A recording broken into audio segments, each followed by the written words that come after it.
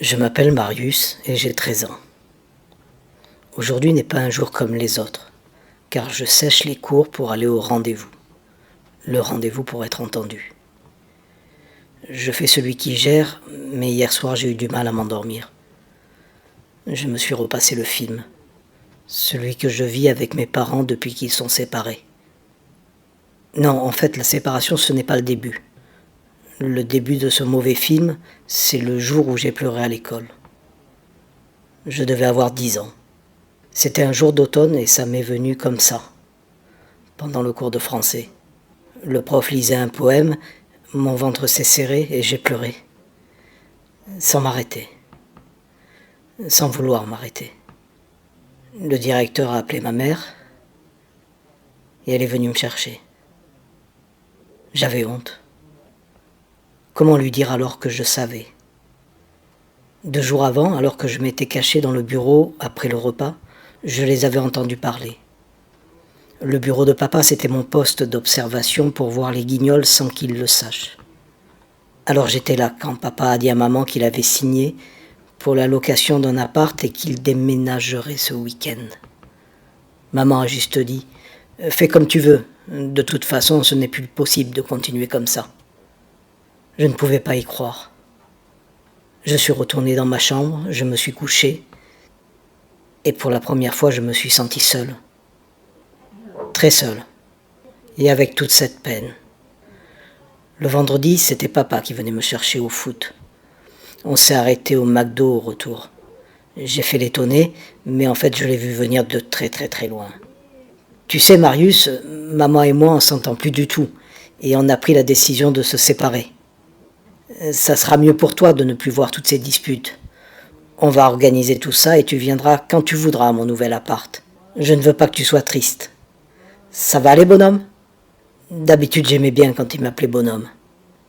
Mais là j'ai ressenti de la colère, et les mots sont restés dans ma gorge.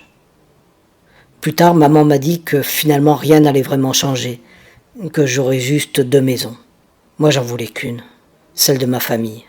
Ensuite, ils m'ont dit qu'ils avaient discuté ensemble, et que le mieux serait que je reste chez maman. J'irai chez papa le week-end et la moitié des vacances.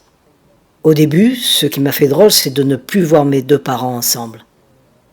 En fait, ça m'a pas fait mourir de rire non plus. D'autant que les disputes sont vite revenues, très vite. Maman pleurait souvent, surtout quand elle appelait Sandrine sa meilleure amie. J'écoutais les conversations en faisant mes devoirs. Elle disait que papa avait toujours fui les problèmes et qu'il s'en sortait bien, alors qu'elle était en pleine dépression. Quand maman pleurait, je ressentais une grande tristesse. Un jour, je l'ai entendu dire qu'elle avait pris un avocat, parce que papa ne donnait pas assez d'argent. J'étais chez lui quand il a reçu le courrier. Ça l'a mis dans une grande colère. Il a appelé maman et l'a traitée de tous les noms. Finalement, ils étaient séparés, mais les disputes, elles étaient toujours là. Papa avait peur de passer devant le juge. Il disait que maman ne respectait pas ce qu'ils avaient convenu. Le temps a passé, lentement, très lentement. Aux vacances de Noël, papa m'a dit qu'il voulait me présenter Florence, qu'elle était pharmacienne et qu'elle habitait une grande maison avec son fils Gérald. Il m'a dit qu'on allait prendre notre temps pour vivre ensemble, que rien ne pressait. Florence était sympa, elle sentait bon le parfum. C'était une vraie sportive qui s'entraînait tous les jours pour faire des courses d'endurance. C'est elle qui m'a appris à courir.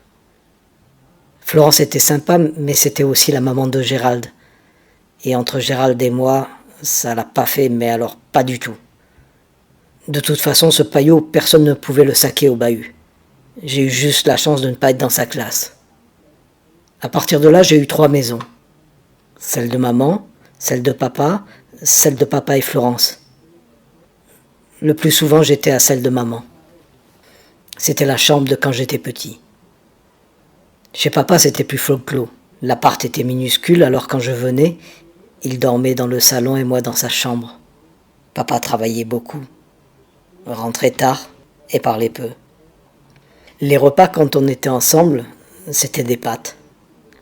Des pâtes à la tomate, des pâtes au fromage, des pâtes à tout, des pâtes à rien. Florence avait le pouvoir de transformer papa. Il devenait alors bon cuisinier, mettait les petits plats dans les grands, il faisait des blagues et riait aux éclats. Papa, il en avait plus que pour sa chérie. C'est maman qui ne riait plus du tout.